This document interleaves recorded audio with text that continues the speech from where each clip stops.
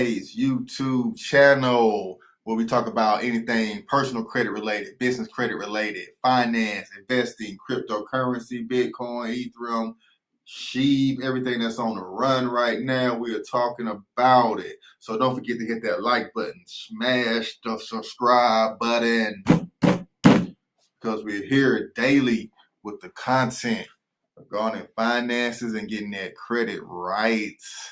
So today we're going to talk about a very important topic on your credit building journey, and that is how to effectively read a personal credit report. It's very important to know what to look for, what parts of your credit hurts, what parts of your credit, does more damage, does more harm when you miss payments or when you apply for too many loans. So we're going to get into it. There are a lot of different credit monitoring websites. Of course, there are three main credit bureaus: TransUnion, Experian, and Equifax.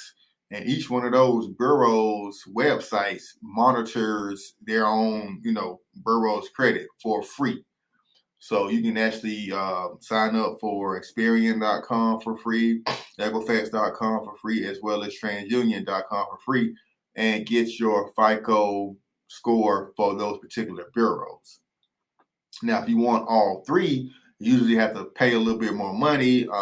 Go with a service like Credit Check Total, which was purchased by Experian a couple of years ago. So if you sign up for Experian and pay them, I believe I have a plan with them for $19.99 a month, and they will display all three of your credit scores for free.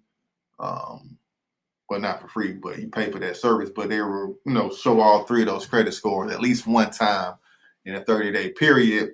And then if you want to see it more than one time in that 30-day period, then you just pay an additional fee, and they'll give it to you. But you get, one report per month. So that's how that works. Now, the credit industry usually uses Identity IQ. That is the leading credit monitoring service far as getting credit reports. There are a lot of ways to get credit reports with a lot of different companies, but that's probably the most thorough is company Identity IQ. They give the most information regarding the accounts, when the accounts were started, the account number, the creditor's information, who bought it, when they sold the account. They go very detailed. It's pretty pricey. There's like $39 a month. They have another one that's like $9.99 a month, where you only get like one credit bureau. But they are one of the top leading credit monitoring websites. Another free credit monitoring websites, other than annual Credit Check Total, you got Credit Check Me. Some of your banking apps gives you your credit score, but they don't give you the full detail of your credit report, as far as no inquiries, time and length of accounts, different mix of accounts. But the best free credit monitoring website is Credit Karma.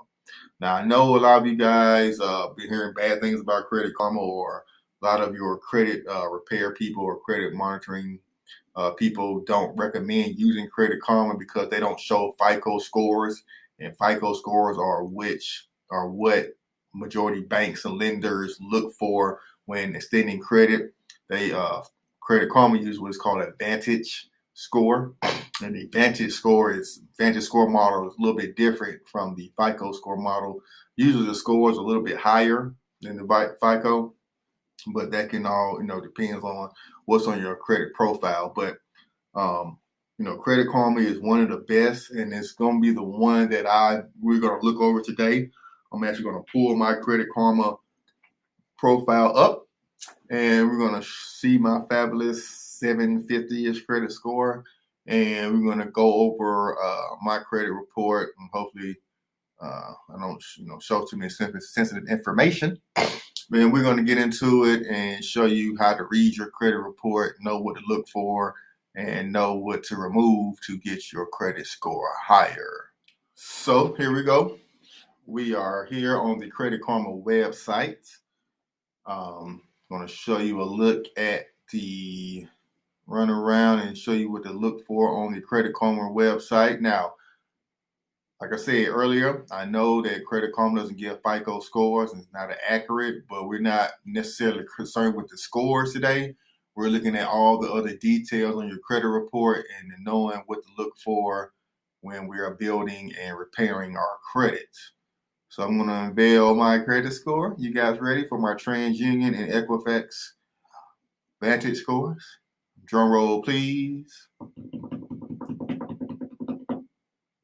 Sound effects. 759 TransUnion and 747. Like a jet, take off with Equifax. Went up 1 point today. All right. So we see it's calculated using the Vantage 3.0. Scoring model takes information from credit reports in terms of including one from FICO and other companies. So it does incorporate the FICO a little bit, but it's not, like I said, it's not what banks and car companies and credit card companies look for when they are improving loans. Some information, things I can pay off here. We don't really worry about that too much. But let's get into the TransUnion. And here we go. So here's my TransUnion score. Let's go into my TransUnion account. Some stuff I paid off. So here on Credit Karma, it gives you some recent data points, things you paid off. If you got an increase, if your score went up, if you made some payments, if you use too much utilization on the card, your score will go up. So here's some things you can look for.